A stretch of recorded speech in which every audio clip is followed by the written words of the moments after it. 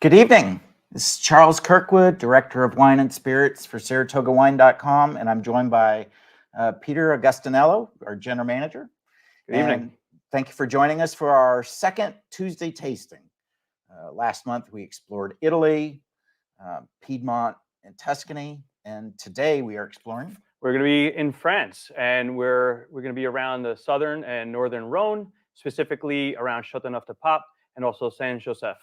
So we're going to be exploring some of the regional varieties, styles, a little bit of history, and take you through a little food pairing along with it. Mm-hmm. So let's get right into it. Let's first take a look at a map of France.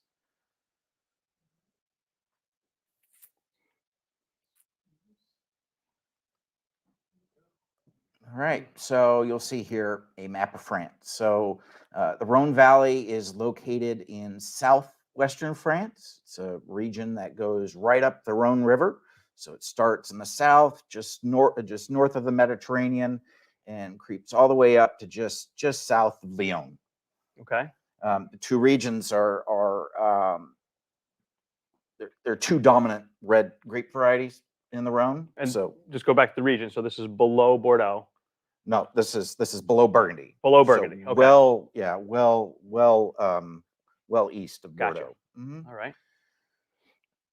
So the northern Rhone, the Rhone is split up in two distinct regions. So you have the northern Rhone and the southern Rhone. The northern Rhone is dominated by Syrah, and the southern Rhone, the principal grape variety is Grenache. Okay. Mm-hmm. So what's the climate like in these regions, and how's the so locale? it's and we'll get into why the specific grape varieties are chosen there, but the southern Rhone tends to be very hot. Okay. Certainly in more of a Mediterranean climate, whereas the northern Rhone is a little bit cooler and more of a continental climate. All right. So the southern Rhone is Grenache based. Grenache likes a lot of sun.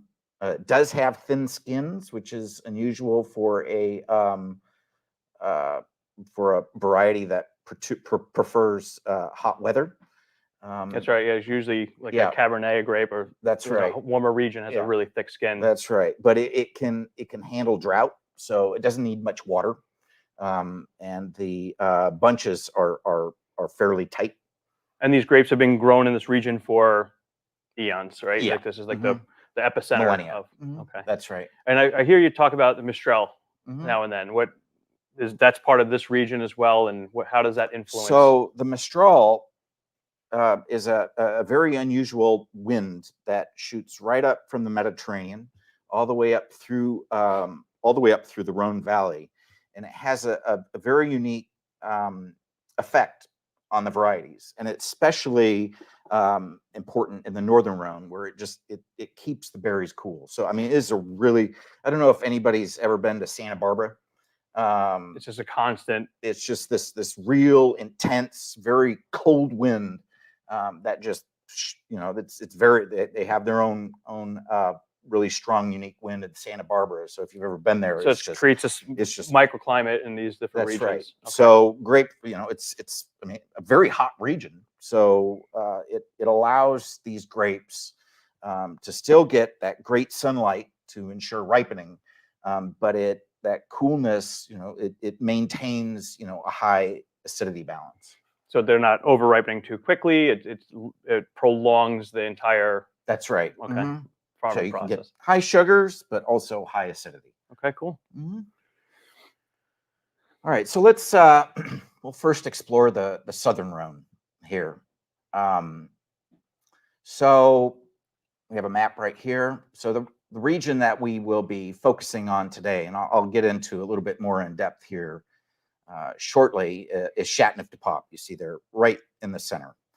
So as I mentioned previously, the dominant red variety in the southern Rhone is Grenache, which is a thin-skinned grape, as I mentioned, but fairly hardy, can handle drought.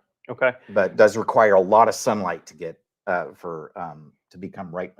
And now, when we were talking about Italian wines and Piedmont and Tuscany, those grapes were designated to that area, Mhm. right? So, is this pretty much part of their AOC, DOC? Does it work in that same hierarchy as So far as what the grape varietals can be grown and then yes, quality? so it's French law regulates, at least if you want to put the name of the place on the bottle, regulates what can go in, what variety can be put in that bottle. But it all varies based on the village. So, for example, and the what what the dominant grape varieties are used in each region um, is has much to do with the soil, but also the climate. So, for example, for the north, you have a region further north in the Côte de Rhone. You have a region called Rhone, which is in the extreme north of the southern Rhone. Okay. Really, is it's where it's the border between southern Rhone and northern Rhone. And while Grenache production is allowed there, the more dominant grape variety produced there is Syrah, because it is a cooler climate. Now, cooler, is it mountainous? Is it flat? Is it hilly? These are Describe their. all, I mean, these are all, very, they're all very hilly. So Very I mean, hilly. each village is a little bit different. Chateauneuf-du-Pape does have some hills to it, but it is relatively flat as compared to the northern Rhone, Do they and have further north. specific farming techniques or styles around the vineyards, like the soil composition and how they're. Well, Chateauneuf-du-Pape is very unique. The vines are grown in these fist size rocks called galette roulette, and this has a very unique. It's really unique to the whole It's going to be challenging farming. to the wine Rocks. world. Um, so what the vines are planted right in there, and these rocks have a unique purpose. So as the sunlight is reflected back onto the vine, Okay. That makes to sense. really really get a lot of sugar, a lot of ripeness. They're pulling the heat out of That's right. the stones. But the rocks also retain heat, to keep the vines warm during the nights. Is there always um, a problem with frost in these regions as well during their growing season, or is it just keeping it? The rocks are keeping it cool or warm enough so they don't So stop. there's this. If you look at most Chateauneuf-du-Pape, it has a really high alcohol percentage. Okay, So I mean, the one we're tasting today is only about 14.5%. which is still fairly It's high, high. but it's fairly low for Chateauneuf-du-Pape. Interesting. You get up into the modernists, it's approaching 16. Oh wow. 16% alcohol, which is, I mean, very, very, very high. If we could take a look at the Southern Rhone map, and we'll briefly cover a few other regions. So to the southwest of Chateauneuf-du-Pape, you have two regions called Tavel and Larocque. These regions are most famous for rosé, specifically, and I mean, most of it's dry, but also quite a bit of sweet rosé is produced there. It's really the only region in France that is known for can make sweet rosé. You also have Gigondas, which is again almost always 100% Grenache. The style is very intense, really ripe, rich, dark fruit. Very, very powerful wines. And then we also have a neat little wine in the another cru called Boum de Venise. And this is the famous wine there is Muscat Boum de Venise. So sweet wine. It is a sweet wine, but it's very unusual. It's made of 100% Muscat, but it's called a Vin du Natural. So What's that mean? it's a fortified muscat. What are they using to fortify it? S- uh, More brandy, brandy. typically made from made from the. So this is like a sweeter wine, dessert wine, That's right. higher alcohol that you can lay down and. It has to be has to be about 15% alcohol, and it's made for immediate consumption. Oh wow. And traditionally, what folks would do is take a melon, slice it in half, cut out the seeds, pour the wine into the melon, and drink it right out of the We melon. got to do that. I want to try that one with Charles. That'd be fantastic. So I want to ask a question about. I hear you throwing percentages around. So you had 100% Muscat, and then in the other region you had a 100% Chateau Neuf de Pop was Grenache. Gigondas. Gigondas. So going back to Chateau Neuf de Pop, does it have to be 100%, No. or is there a minimum, maximum blending grapes? Chateau Neuf de Pop is very unusual for really in France, that there are 13 grape varieties that are historically allowed to use in wine production. Okay. I mean, there's up to 18 that are legally allowed, but really there are 13 that are most predominant. However, there's only one producer in Chateau Neuf de Pop that actually includes all 13 grape varieties, and that's Beaucastel. Wow, that sounds complicated. The predominant grape varieties, though, that most producers use, though there are some that make 100% Grenache. There's one wine, Beaucastel makes a wine called Hommage de Beaucastel that's predominantly, I mean, almost all Mourvedre. But the predominant grape varieties are Grenache, Mourvedre, Syrah, and to a lesser extent, Cinsault. Okay. So this wine that we're tasting today is actually a blend of those grape varieties, though I believe it's around 80% Grenache. That was a second part of the question. Does the region dictate that you have to have a minimum or maximum amount of Grenache, or it's up to the winery? They're kind of like an open palate. That's right. So there are, and that leads into this next point is just like a lot of different regions in the old world, there's this debate between modernists and traditionalists.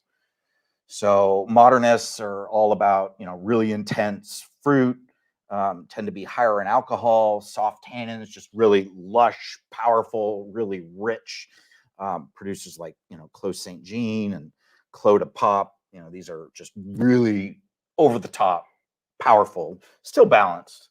But that they're just really intense. Trying to match the styles of wine coming from other regions and yes, locales. And then you have traditionalists, and Vue Telegraph is one of those where it's more about restraint, highlighting secondary notes. The color tends to be a little lighter. Vue Telegraph is one of those, as I mentioned. Beaucastel. Chateau Rayas is another traditionalist. There are quite a few, and there are very, very few producers that are, sort of straddled between the two. It's really one or the other at this point. All right. Let's get into the southern. All right. The northern Rhone. Northern Rhone. Okay. We can take a look at a map of the Northern Rhone. So the north is Syrah. So on the most southerly appellation, you have Cornas, 100% Syrah. Their style is very, very. The only way I can really describe it as hedonistic. So these are just a lot of dark fruit, but then just loads of bacon fat, roast meat, they're big black pepper, dried herbs. These are just mouthfuls. Right, a meal in a bottle. That's right.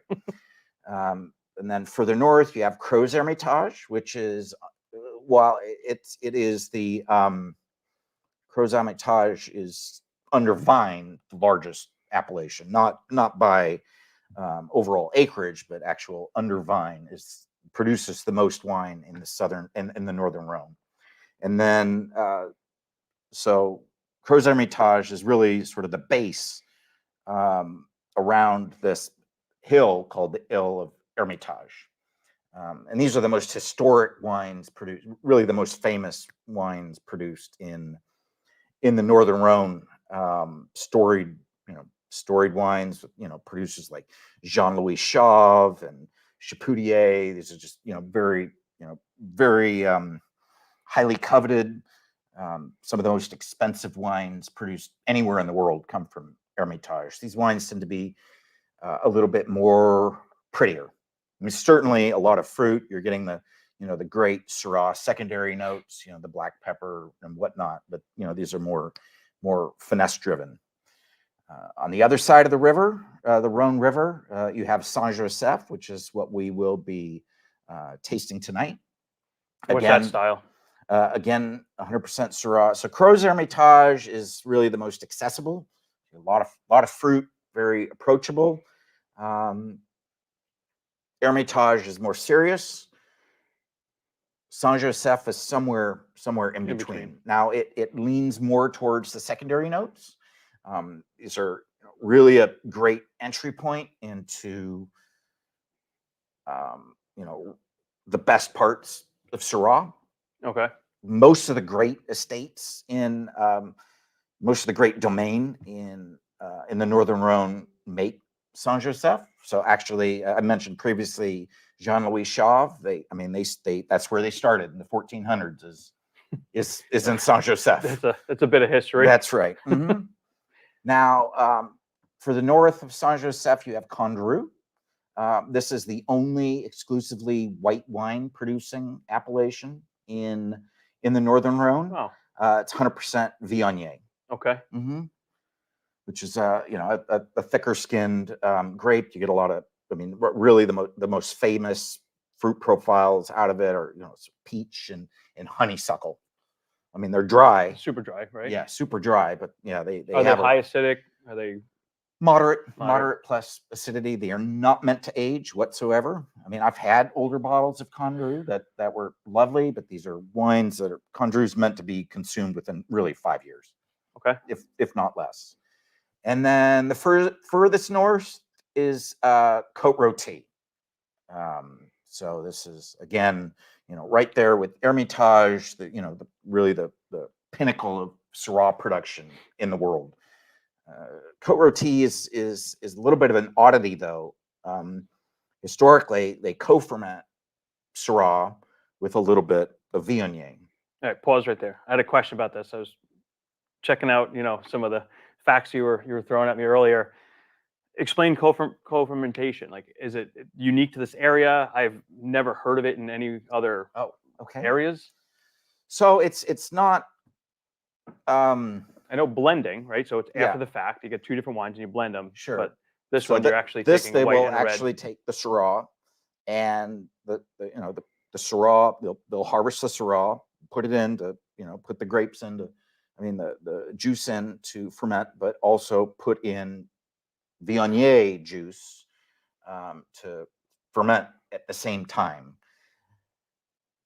The effect is the opposite of what you would expect to be, to result. The Viognier actually makes the wine darker.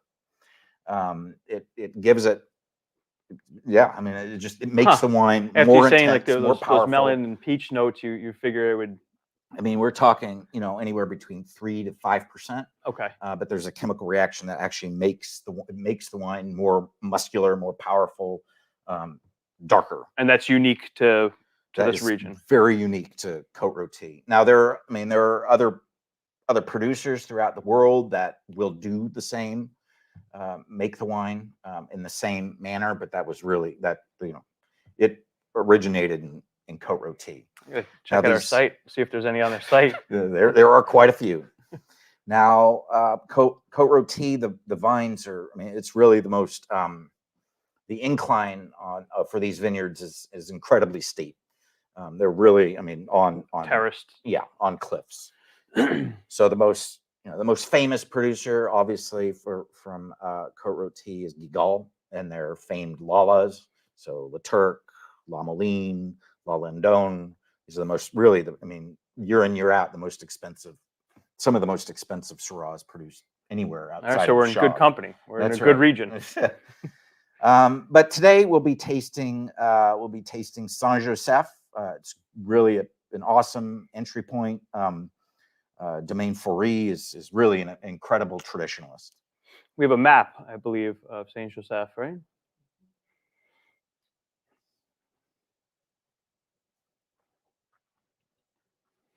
Okay, so yeah, you'll see here, again, Saint Joseph is on the the western bank of the Rhone River.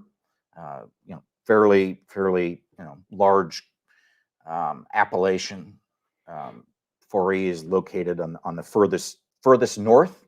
As you can imagine, because it's so further north, the acidity and the structure tends to be, is much higher. And this whole area goes back to the 1400s as far as the wine production Yes. and history. And I mean, Chauve is unusual. I mean, they've been producing wine continuously since then. Obviously, Syrah has been produced in the Rhone back to I think 200 BC. So I mean, a hot minute. we have any back vintages? Right. Well, first, I want to get into the Chateauneuf de Pop. Okay. It's a little bit lighter bodied. May I pour? Of course.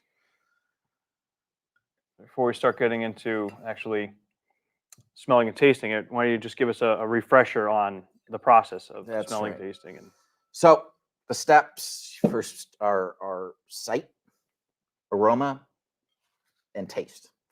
So for sight, you're looking at the color, whether it's opaque, that'll tell us a lot about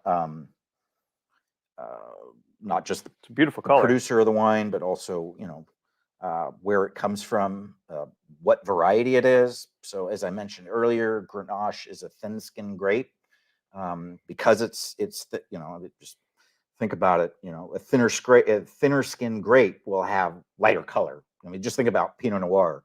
Pinot Noir is light because it's a thin-skinned grape. So we look at the site. The color. We'll see if there's any pigmentation on the legs. That'll tell us whether it's a cool climate or a hot climate. As the legs go down, so wine that has higher alcohol, the legs will be thicker and go down the glass slower. I mean, I'm looking right here. I mean, in sheets or in droplets? In droplets. So, I mean, if it's just a complete sheet, then it means there's that will tell you that there's low alcohol. As you look on here, those legs are pretty thick, which means this wine has higher alcohol, and it does. But if you also notice, there's no pigmentation on the legs. It's fairly clear. So that tells you it's from a relatively cooler climate. Okay, that's a neat little factoid. Then we smell it. We're first looking for primary notes, which would be fruit, so cherry, blackberry, right up front, that sort of thing. Then we're looking for secondary notes. Get a little earthiness. It's cold. I get a little cola. Is that? Yeah, absolutely. And then we're also obviously looking for any faults. So this wine is clean, which means it doesn't have any faults. But if a wine smells like wet cardboard or moldy newspaper, that's a telltale sign. That's a telltale sign that the wine has cork taint. It's naturally occurring. There's really, I mean, if a producer uses cork, it's gonna happen. Right. And that's just from like a little something happens on the cork, chemical reaction, and it's a bacteria really that is in the cork naturally. It gets in there. There's really nothing you can do about it. And there are other faults that you can come across that have more to do with the winemaking process or how clean the wine cellar is. If a wine smells a lot like barnyard, that's Brettanomyces. A little bit's okay. A lot means that they, winemaker really didn't clean their cellars. All right, and then we go into taste.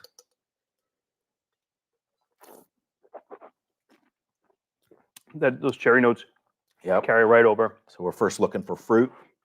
Again, primary notes and secondary notes, which are the other components we may taste. We're looking for the acidity, which is is what gives wine balance. Acidity in wine. To me, it's is moderate great. acidity. It's not That's too tight. You know what I mean? It's not, That's not right. drawing my make me You salivate. tell acidity by the sort of tension, or also how much your wine, how much your mouth salivas. Salivates, yeah, salivates. And then we're also looking for tannins, which is the gripping sensation around your gums. Lower tannins.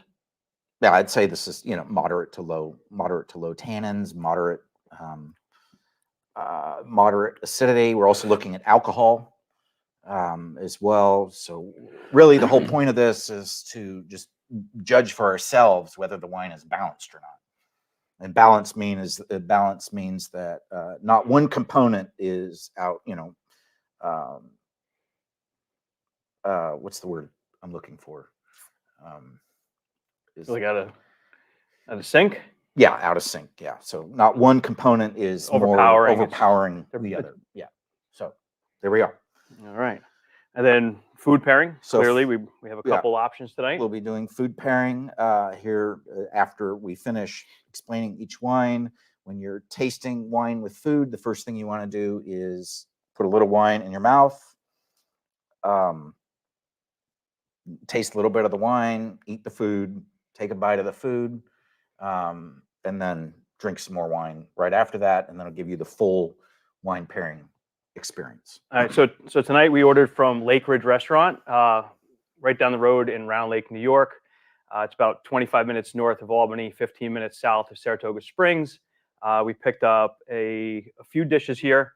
I did something Charles told me not to do, and I ordered a fish dish, a scallop, a diver scallop. They're one of my favorite little appetizers or an entree, but I wanted to experiment live with things you really shouldn't try with these wines, and then something that actually complements or contrasts, which would be the pork belly and the fat.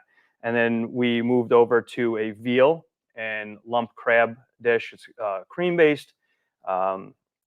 Maybe not the most traditional French dish, but not everybody has a French restaurant near them. So this is something you could probably get in a nicer restaurant in your area. And Lake Ridge also set us up with a medium rare filet au pois, and that is supposed to work incredibly well with both of these wines. Yes. So we're gonna dive right into that.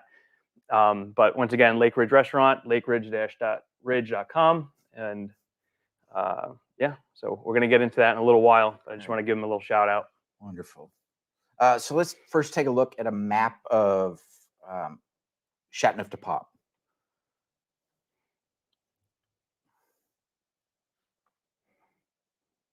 Great. So Châteauneuf-du-Pape is fairly. I mean, it's a fairly small region with in the southern Rhone. Vue-Telegraphe is located right there at the center. In the right, there's this historic region called Le Crau. It is where the elite wine is produced in Châteauneuf-du-Pape, and Vue-Telegraphe is one of the largest holders of vine in Le Crau. Unfortunately, this past year they got hit by some really severe weather, and the entire production of Le Crau was destroyed. The entire everything gone. So so there won't be a vintage 22 for that specific. That's right. Wow. Yeah. So Vue-Telegraphe, as I mentioned before, is a traditionalist. They were founded in the 1800s by the Brunier family. Telegram, which we're tasting today, is their second label. It's mostly Grenache with Syrah Mourvedre, and a little bit of Cinsault. It's produced from young vines from Le Crau, but also older vines from surrounding villages. What about like the grape clusters and how are they handled? Are they fully destemmed? Do they add a little in there? So, I mean, it's especially given the price for this wine. I mean, Chateauneuf Pop in general tends to be a little bit higher priced. They put a lot of meticulous care into this wine. So one of the things they do is they destem most of the grapes. They will go through the vineyard multiple times, harvesting wine by the berry. And picking, it's called multi-pass, harvesting. So they'll only pick what's right, and doing that. So they leave them on the vines and not taking whole clusters and then crossing them later. Mm-hmm. That's right. Which is, really, really unusual for this kind of and labor intensive. The labor intensive, and that costs money. So the pressing, natural press. How do they? So they again, they're with that meticulous care, they use a pneumatic press, which is sort of a bladder press. Yeah, it's fairly gentle. So they'll historically people would stomp their feet on the grapes, but what that does is that breaks the pips in the wine, which is the little sac inside the grape that holds the seeds. So if you break the pips, then you're going to get a really intense bitterness from the seed. So if you're using a pneumatic press, you're avoiding breaking those pips. Okay. And you're just getting the best juice out of the grapes. Fermentation process, timeline. Is it a cooler climate, so it's longer sitting there fermenting? It's fairly hot climate, but this wine is certainly released at a younger age, as opposed to their Grand Vin, their Le Crau, 100% Le Crau. So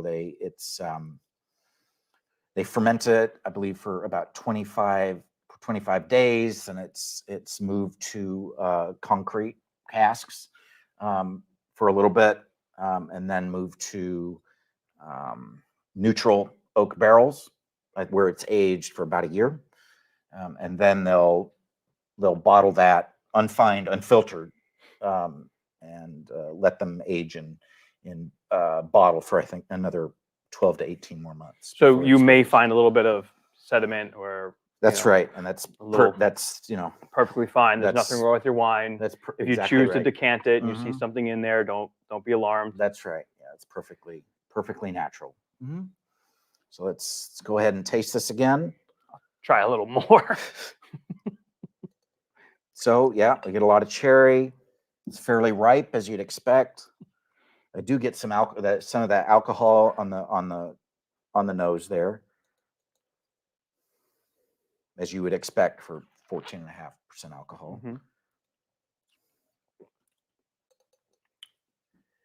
How many bottles are produced? These are large production wineries, right? So this is, Telegraph is fairly large. Their Telegram averages about 120,000 bottles a year per vintage. So that's it's a pretty big production, but actually not that large on the grand scheme of things that you're talking about. That's right. Some other wine producers are in the multi-millions of bottles of volume.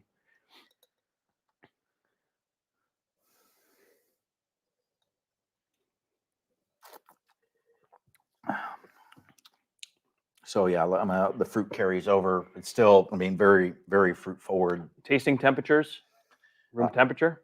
Around 60 degrees. Okay. Just above cellar temperature. Any aging potential with these wines? For the Telegram, near term. So it's a second label. So it's meant to be consumed right, if not right at release, shortly thereafter. So I'd say no more than 5 years, really. it doesn't really have the tannins or the grip or the structure to hold up to long-term aging. All right, and let's get into food pairing. Yeah. Kind of been standing here waiting. All right, where do you want me to start? Let's start with the veal. All right, the baby cow. one way to put it, Charles. All right, get a little mushroom.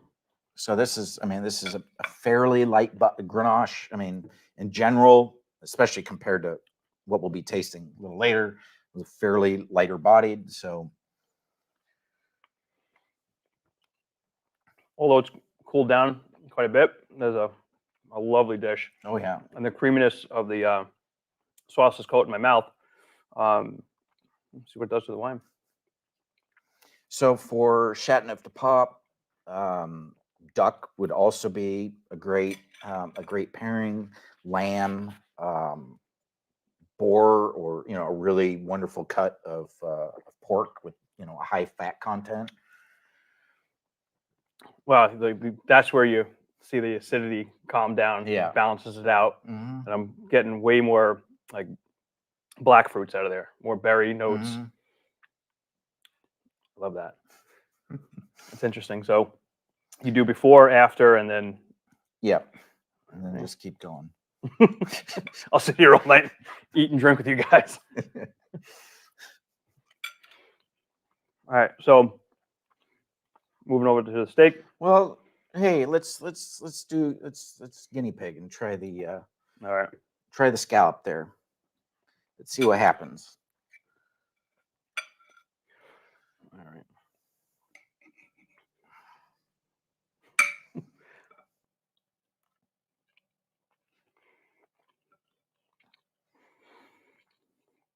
I mean, it was a fantastic little diver scallop. I hate to feel like I'm going to be ruining it, but I'm not. It's just we're just showing that it's not going to enhance the wine. Well, So yeah, that doesn't work. No. That doesn't So work at all. the reason why that is and if you haven't read my my blog post that I posted last week on food pairing, on SaratogaWine.com. yeah, I do suggest you take a look, just basic rules and with some context on food pairing. We don't generally serve heavy red wine with lighter fish because the structure of the wine. So has really nothing to do with the fruit, has to do with the structure. So the specifically the tannins will overpower the delicacy of lighter fish or shellfish, and you can almost call a metallic reaction to it. Almost almost tastes like aluminum. That's actually what happened. Yep. There's a little bit of like this metallic funk to it. Yeah. It's not bad. No. It's slightly off-putting. Mm-hmm. Like, I wouldn't push the dish away or the wine, but it doesn't make you want to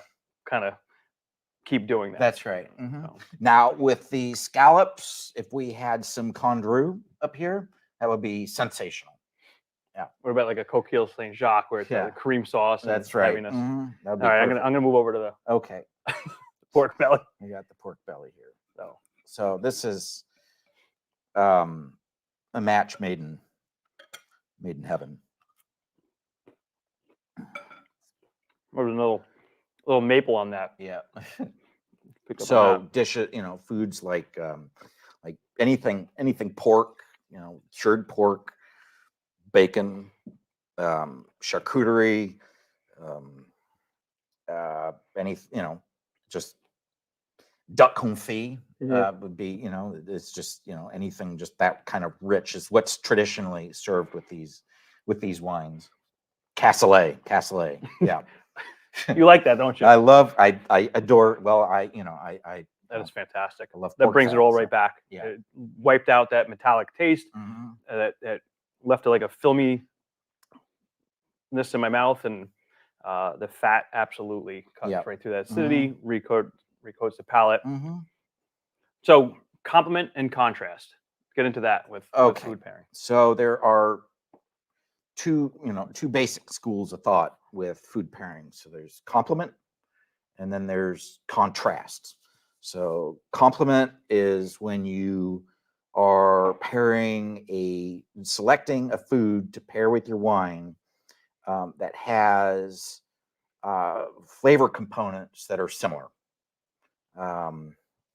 So, for example, if we had, that bacon, right? So this has, subtle, not as much as the Syrah will have, but has, subtle, smoky elements to it.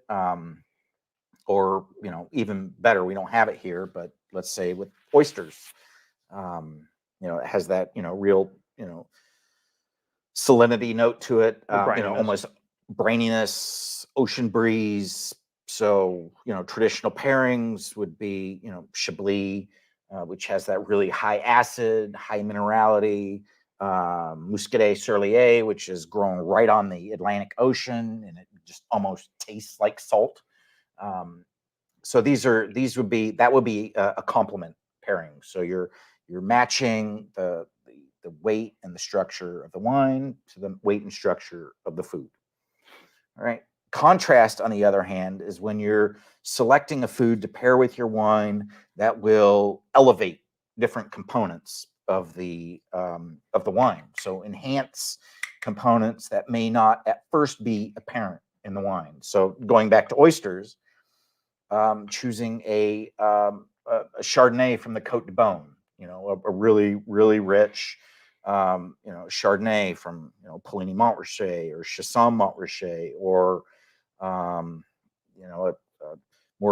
more restrained bottling from the Sonoma Coast or Oregon. You don't want too much oak, but you really want that malolactic fermentation. You want some malolactic fermentation, but you still want something with high acidity, less oak treatment. And what that'll do is bring out the richness and the nuttiness of the oysters that you just wouldn't see with more of a high tone. So the contrast is enhancing. That's right. Both of the wine and the food that That's you're pairing right.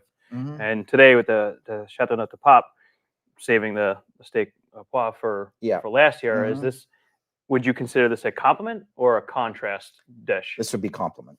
So you got the black peppercorn, a heavy sauce on there, medium rare steak.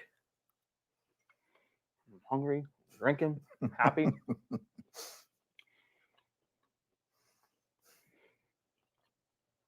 That was tender. Let me save this one.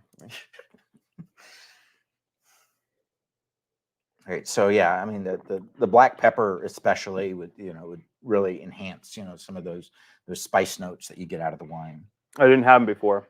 Mm-hmm. And the fruit is buried, Yeah. and those spices are right. the forefront. Mm-hmm. Cool. Spices, some herbs, absolutely. All right, let's move on. All right. You got it? All right. So the next wine, Domaine Faury, Saint-Joseph. So Domaine Faury is really one of my favorite producers from Saint-Joseph. They're relative, they make very little wine, and they're relatively harder to come by, especially their higher end bottlings from Côte Rôtie. They are most certainly a traditionalist. They use indigenous yeast. So most producers, they will inoculate wine with, for fermentation, they'll inoculate wine that they either bought at a lab or they cultivated themselves and grew at a lab. Some producers will use the yeast that's the ambient yeast that's found in their cellars and in the surrounding environment to naturally inoculate the wine to ferment. So that's how this wine is fermented. This particular one. That's right. All right. So let's do the nose and tasting. I'll take a look. It is dark. Yeah, I mean, compared to the Chateauneuf de Pape, it is much darker. So that's where almost like a blood red. That's right. That's where we get in. That's where the thickness of the skin comes into play. This is fairly. You see, it's the more viscosity. It's like this. That's right. Sticking to that glass. So very thick skinned. A little bit of color transfer on the legs. Not much. Alcohol very, fairly low. I mean, just look at that. Yeah. Hmm. Fruit's a little bit, this is certainly opened up. I just bit into a peppercorn, so it might be a little- The fruit is certainly high toned. Townsend, do you have an image of the grape of Syrah? Let's see that. So you get, I'd say, blackberry, some dark cherry notes out of it.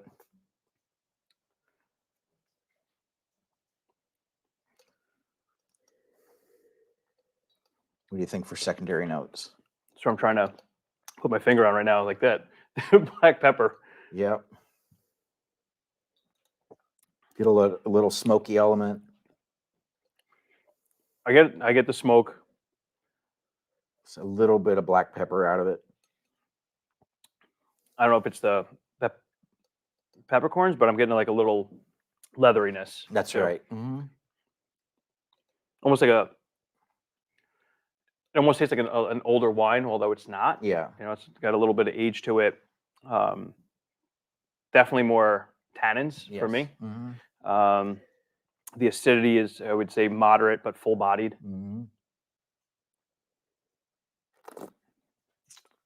So yeah. And this is 100% Syrah. 100% Syrah. So then, yeah. So those tannins, again, it come from the thick skin. So I mean, Syrah by itself has really high tannins. I'd say it's moderate acidity. I'd say the alcohol is certainly in balance on the lower end. I got a little bit more on the nose than I do on the palate. And it's really guys, if wine. you're at home, please start queuing up some questions. We have Bethany here getting ready to fire off a couple questions, because I just thought of one, and I'm not going to save it for later. I'm going to ask right now. Syrah and Shiraz. Exact same variety. All right. Exact same. Just different region. It's what the Australians call Syrah. That's it. it's like a quick, mispronunciation, and now you have a whole new. Yeah. So subset. it's like Pinot Gris and Pinot Grigio. So the French call it Pinot Gris, Italians call it Pinot Grigio. Exactly the same variety.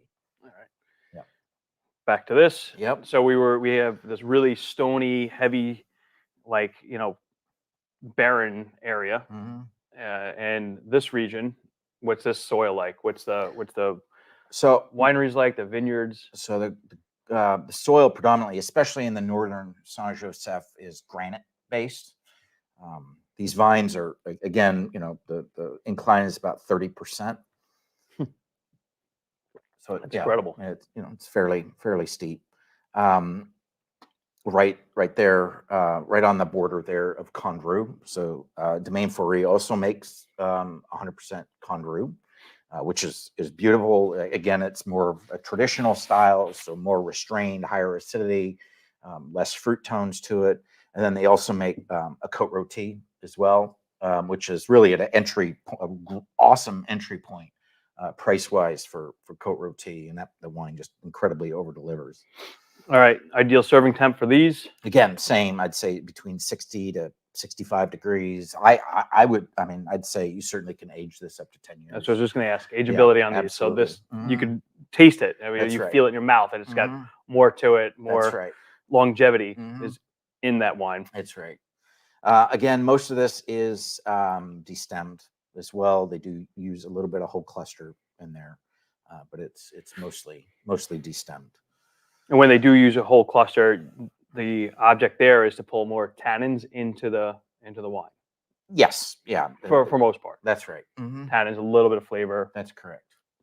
It's all about structure. And being it's terraced and 30 degrees, this is pretty much all hand harvested. That's right. Everything pruning. I mean, it's very labor intensive process. Apparently I messed something up. Townsend's over here. All right. So yeah, the fermentation takes 15 to 20 days. Then it sees very, very little oak.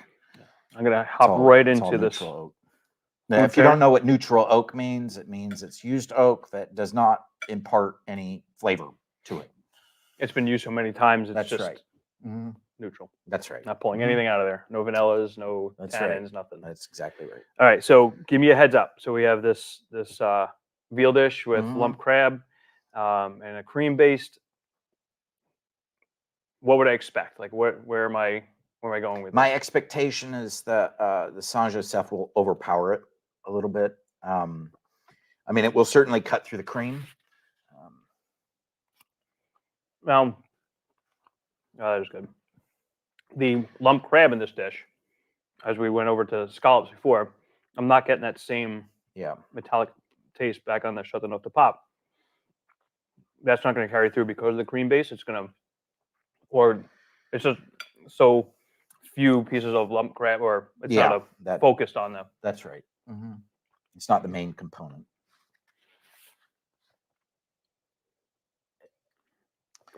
What do you think? I actually think it's fantastic. I thought it was going to be overpowering. I thought the cream and the flavors in there were going to get masked by this, and then they're enhancing each other, actually a little bit more so than the Chateauneuf de Pape. And I think it's because, for me, and that's the beauty of this, right? It's subjective, and everybody's got a different flavor profile and taste, and nothing's right, nothing's wrong, except if you do something completely foolish. But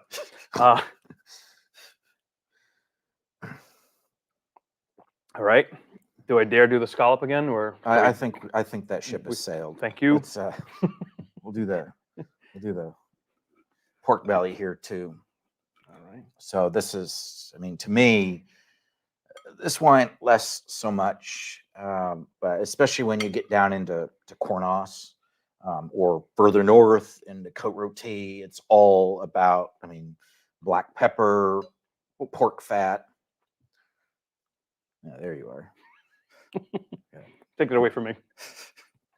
Too much of that.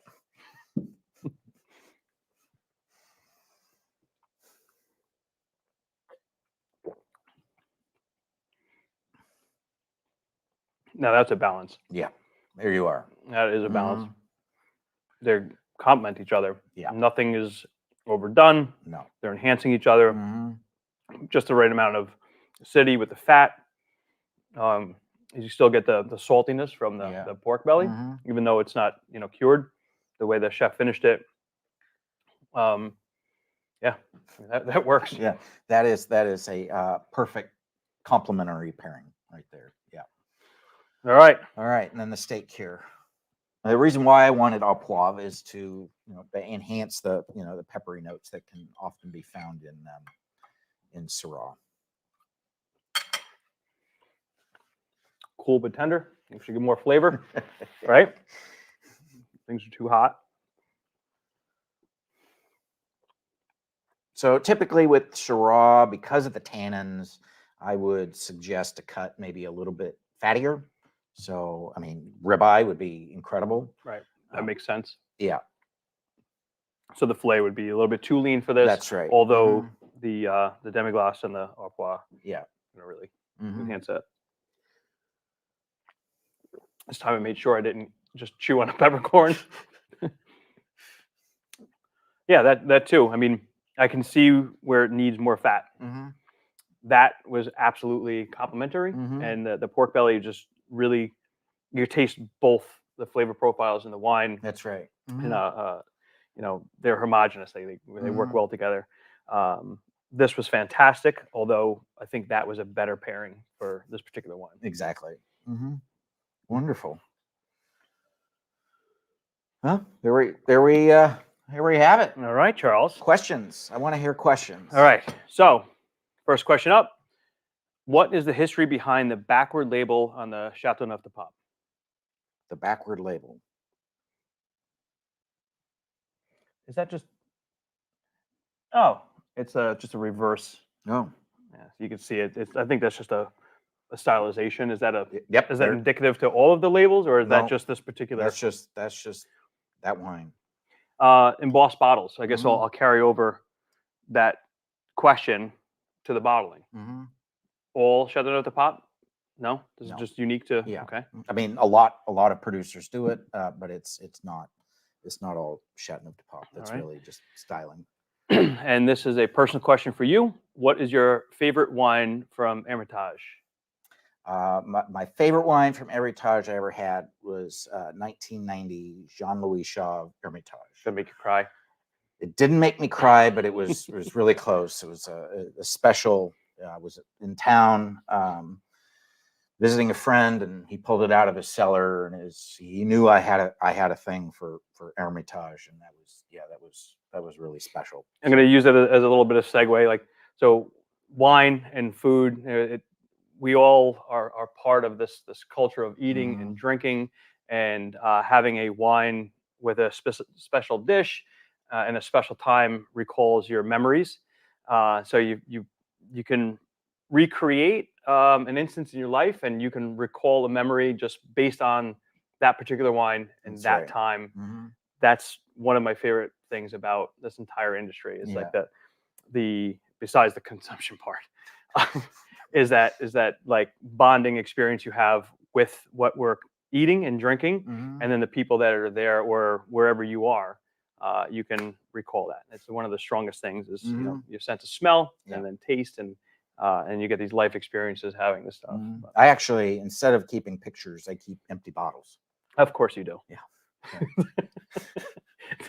How many trailers you got? I had a whole storage unit. Of course. Yes, I did. Half my garage is made up of empty wine bottles. All right, so moving on. They're moving things around. What was the adverse weather condition that hit Chateauneuf de Pop? Was it rain, hail, fire? Hail. Hail. Hail. That's what happens a lot in France, right? Specifically Champagne region, lately. and lately it's just it's crazy. Really bad. So the hail just decimates young right. crops, old crops. The hailstones break through the leaves and the berries, and the vines will survive. You just lose what you put all this time and effort into. I mean, we'll get into it next month on our next month's tasting. When we're doing Pinot Noir versus Burgundy, we're going to do an Oregon. The Oregon versus Burgundy Pinot Noir. But Burgundy has just been year after year after year, just been decimated by hail. I mean, some people may have heard or found that it's been really hard to get Sancerre lately. Well, low yields, high prices. Their vineyards have just been decimated by hail as well. So it's not just the crowd. All right. Next question. What cut of steak do you suggest for these two picks, smoked or grilled? Like, would you smoke a beef or a pork, or would you char grill it or propane grill, like just grill or a smoked meat? Well, with these, I would grill it. Yeah. I mean, unless I mean, for smoking, I mean, brisket, that would be incredible. Yeah. Or, I mean, I wouldn't do, pulled pork. Well, I mean, maybe a sweeter version, but certainly not Eastern Carolina with the high vinegar content. Yeah, I wouldn't do that. But all right. So somebody wants to know the name of our blog again, and where do we find it? So it's blog.saratogawine.com, or you can go to our homepage on the top menu. There's the toolbar at the top. Yep, there's blog right there. All right. What else we got? A couple things are popping up.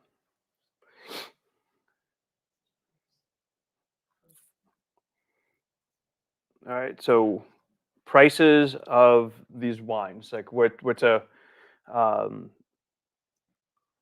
an entry point, and if you want to, start getting into the category, it's not going to shock your wallet, right? We're not going to. Well, I mean, Chateauneuf de Pop in general tends to be more expensive. I mean, quality wine really starts out at $30 a bottle and can go well. I mean, Rayos goes into. But for $30, right? Yeah. We're getting not only history, but the cultivation, all the processes, the hand holding processes that go into each bottle. That's right. So there's something to say about that. And I think a lot of people get distracted by the fact that we can't age this. We're not laying this down for 15, 20 years. Oh, it's not good. Why is the price so high? So we covered a lot of those factors, right? The Yes. climate is Yeah. sketchy at best. It takes a lot to grow That's it. We're right. growing it in rocks, Yes. so it's not this lovely loamy soil, gardener's delight. All right, another question. Do you prefer wine that is 100% Syrah versus a GSM blend? Explain the GSM blend on top of that. Two-parter. So GSM is Grenache, Syrah, and Mourvedre. And just so long as I have an affinity towards Syrah. I mean, it's just, most people in the wine industry do. It's just a fun wine. It's mouth coating. It has so many amazing secondary notes. It's just hedonistic, especially when you get into Cornas or Hermitage or Côte de Rhone. Côte Rôtie. There's just big, powerful, muscular. There's no reason why. I mean, they're delicious. That being said, I have I really don't have any preference between the two. All right. So when we're shopping on SaratogaWine.com, we have collections of both these wines domestically and then pre-arrival, correct? Yeah. All right. So give us a little explanation, although you and I are in the trenches with this every single day. For the folks at home, SaratogaWine.com has a pre-arrival program. That's right. And we have access to tens of thousands of unique items coming from these areas. What makes that unique, special, and why does it take so long for us to get them? Well, it's first of all, they're coming from overseas. But not from we're dealing directly with negociants and yes, and houses, chateaus. That's right. Okay. So you're securing it. We're supplying. We're controlling. First of all, we're securing it from the producers. We are controlling, able to control the entire supply chain, especially when you're dealing with really expensive stuff. Provenance is so important. If you're investing in Chateau Rayas at $3,000 a bottle, you want to know that wine is right. Impeccable provenance. And that's what provenance, not just what you're getting, but also how it's been stored, how it's been transported, hasn't been sitting in a warehouse for a long time. And on the other side of it, not to cut you off with blue chip stuff and $3,000-$4,000 bottles, but there's value. That's to right. Ordering pre-arrival. It comes through our customs and it gets cleared and it's all does all those processes. But since the middleman's not there, we're able to pass on that value. Yes. To you. Savings, So although pre-arrival dictates that you have to buy it by the case, whatever that case is from the chateau, if it's a 3-pack, 6-pack, 12, you have to, because logistics dictate we can't take a single bottle and put it on a container. Right. It's just going to be too inefficient to do that. So although you have to make this commitment and you have to wait a little longer, you are getting it fairly quickly in the grand scheme of things. You're getting that provenance, you're getting the best prices, all these cool things. And we just kind of launched this summer or spring. And, for me, being able to see the plethora of unique SKUs and chateaus that you're dealing with now is pretty impressive. I'm going to go back to last question here, a couple questions. How would you describe the difference between Châteauneuf du Pape and Lirac? So the reds of Lirac are fairly entry level. They tend to be a little bit less expensive. The fruit's a little bit more primary. You get less secondary notes. They're fun table wines.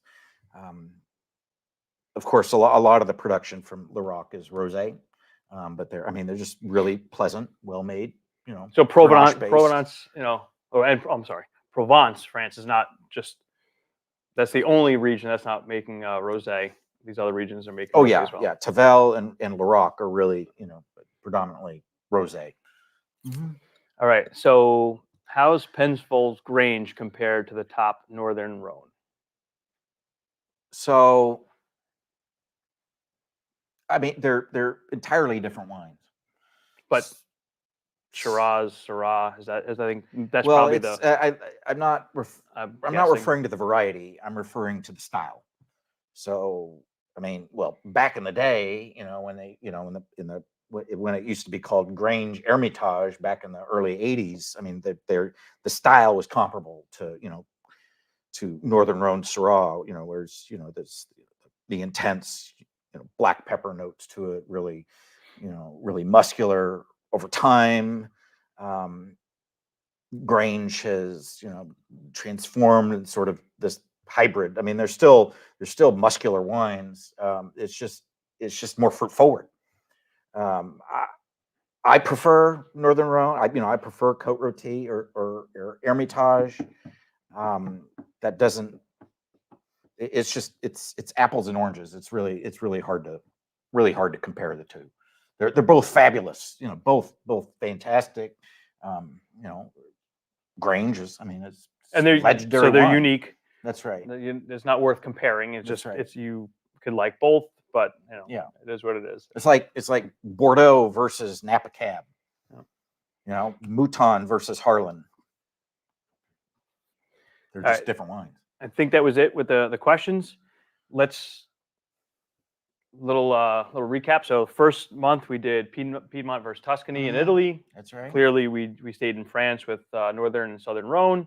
And next month we are doing once again So we're exploring Pinot Noir. So Willamette Valley. Willamette, damn it. St. Innocent's, one of St. Innocent's Pinot Noirs, and comparing it to Burgundy. So Faiveley's Mercury Vievine. All right.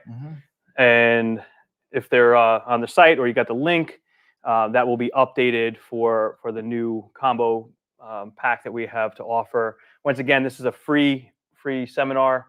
We're just trying to educate our consumers and our staff, and anyone else that's listening.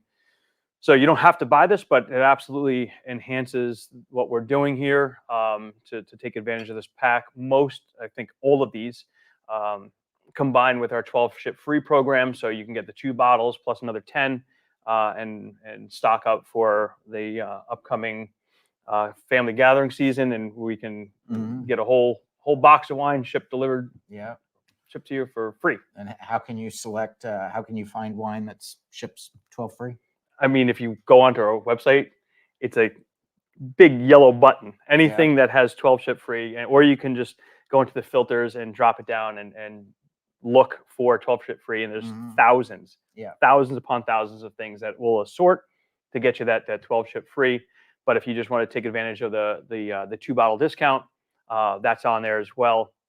And that's all we have. Great. And I just want to take another special shout out to Lake Ridge, Round Lake. We're gonna continue doing this month after month, working with some of our local restaurants. We look forward to enhancing this by maybe bringing a restaurateur in or a chef. Psalms. We're gonna keep exploring how we can make this a little bit more robust and give you as much information in around an hour as we can.